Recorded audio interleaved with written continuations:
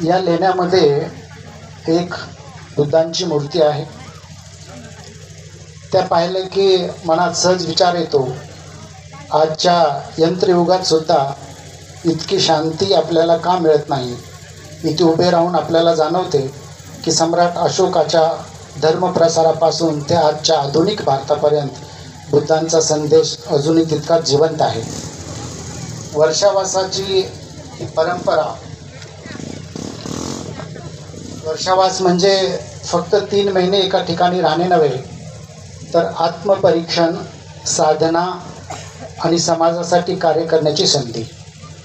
बुद्धांनी आपल्या भिक्षूंना सांगितले आहे, पावसाळ्यात भूमी हिरवी होते, पण तुमचे मन देखील हिरवेगार झाले पाहिजे. पावसाळा म्हणजे निसर्गाचा पुनर्जन्म. त्याप्रमाणे वर्षावास म्हणजे माणसांच्या अंतर्मनाचा पुनर्जन्म.